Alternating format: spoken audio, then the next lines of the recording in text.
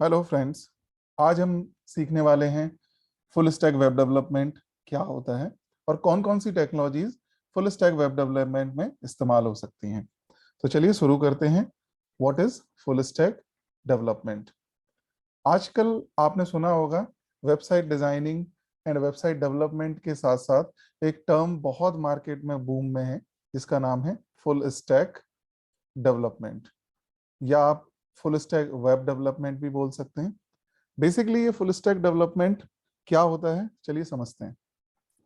आप लोग जानते हैं कि वेबसाइट डिजाइनिंग क्या होती है और इसके कौन कौन से लैंग्वेजेस हैं जो इसके थ्रू आप सीखते हो, जैसे कि HTML, CSS, जावा स्क्रिप्ट, बूटस्ट्रैप, jQuery। तो ये जो 5 लैंग्वेजेस हैं ये आप वेबसाइट डिजाइनिंग में आप सीखते हो।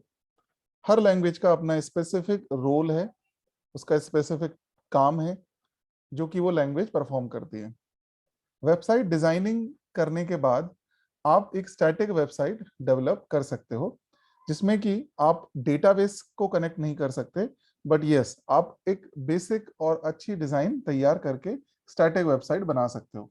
वो वेबसाइट सिंगल पेज भी हो सकती है और मल्टी पेज वेबसाइट्स भी हो सकती हैं। सो बेसिकली आप अगर वेबसाइट के अंदर डेवलपमेंट करना चाहते हैं, या हम इस तरीके से कह सकते हैं कि अगर आप, ये जो एरिया है फ्रंट एंड का है बेसिकली, तो ये हमने लास्ट लेक्चर में पढ़ा भी था कि फ्रंट एंड क्या होता है। तो ये जो लैंग्वेजेस जो आप देख रहे हो ये फ्रंट एंड लैंग्वेजेस हैं। बेसिकली इनसे फ्रंट एंड तैयार होता है, वेबसाइट का फ्रंट एंड। फ्रंट एंड तैयार करने के बाद एक एग्जांपल मैं आपको बताता हूं। जैसे कि मान लीजिए आप एक लॉगिन का पेज तैयार कर रहे हैं, आप एक लॉगिन पेज तैयार कर रहे हैं और उस लॉगिन पेज पे आपने एक डिजाइन तैयार कर ली है। और वो design, for example I just show you.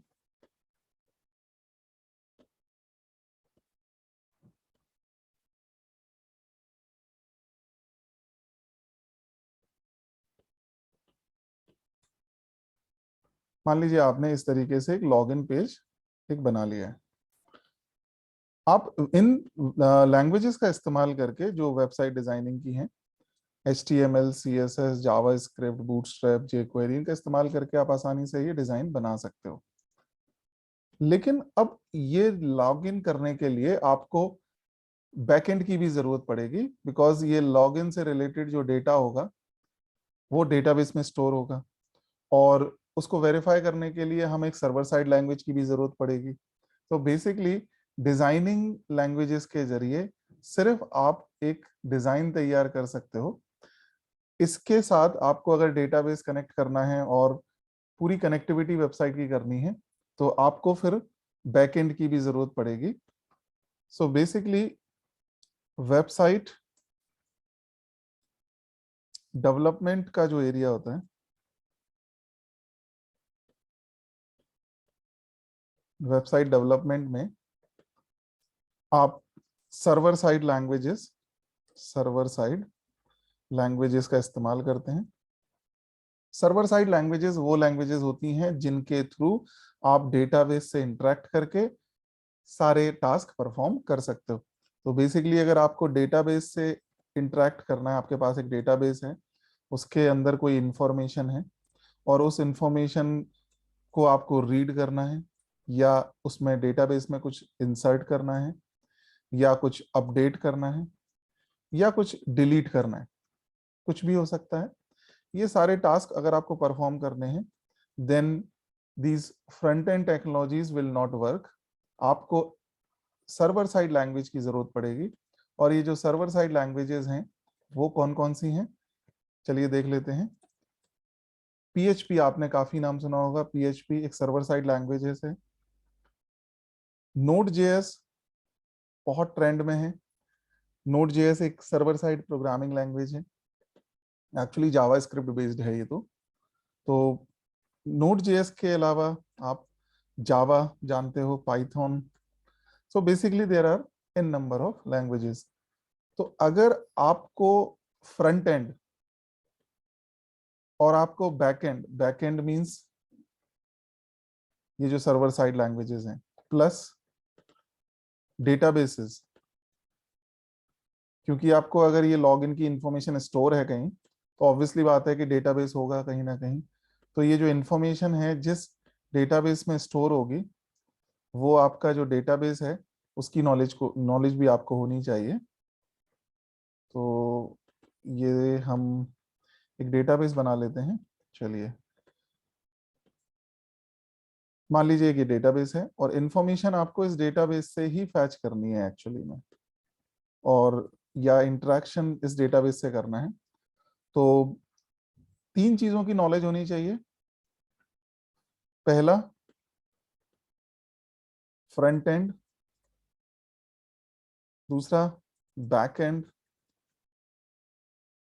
And database. So front end में आपके HTML, CSS, जावा स्क्रिप्ट, jQuery, बूटस्ट्रैप, ये मैंने आपको बताया, राइट। जावा स्क्रिप्ट, बूटस्ट्रैप, jQuery।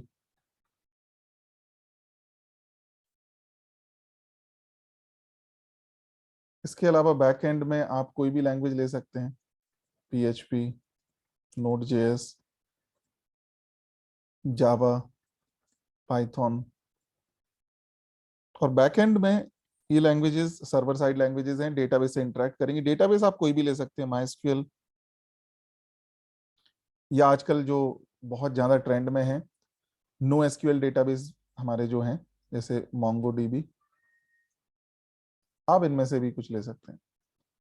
ओवरऑल पूरे प्रोजेक्ट को कंप्लीट करने के लिए, या ये कहें कि हमें डायनेमिक वेबसाइट बनाने के लिए हमें इन सभी टेक्नोलॉजीज की नॉलेज कंप्लीट होगी अगर, तो हम फुल स्टैक डेवलपर कैटेगरी में आ जाएंगे। So basically full stack developer is a person who can develop a website end to and.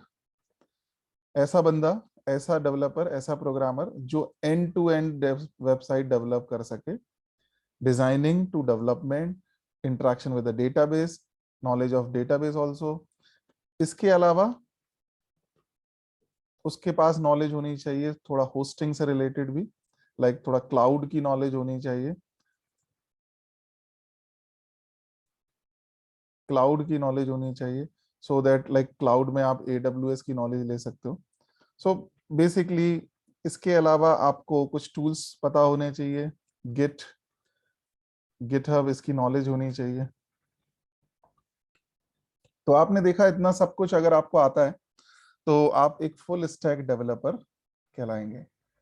तो full stack developer front end भी जानता है, बैक एंड भी जानता है, डेटाबेस नॉलेज भी रखता है, होस्टिंग की नॉलेज भी रखता है, क्लाउड से रिलेटेड नॉलेज भी रखता है, गिट एंड गिटहब कुछ टूल्स हैं, डेवऑप्स टूल्स जिन्हें बोलते हैं हम, उनकी नॉलेज भी अगर रखते हैं तो आप बेसिकली कहलाएंगे full stack developer. I hope आपको सभी समझ में आ गया होगा फुल स्टैक डेवलपर क्या होते हैं। एक डिजाइनर सिर्फ डिजाइनिंग करता है, डेवलपर डेवलपमेंट करता है, back and development, database engineers database पर काम करते हैं, पर फुल स्टैक डेवलपर वेबसाइट के हर पार्ट पे काम कर सकता है, basically end to end development. So आज के लिए इतना ही, थैंक यू सो मच। मिलेंगे हम नेक्स्ट लेक्चर में, तब तक के लिए गुड बाय, टेक केयर।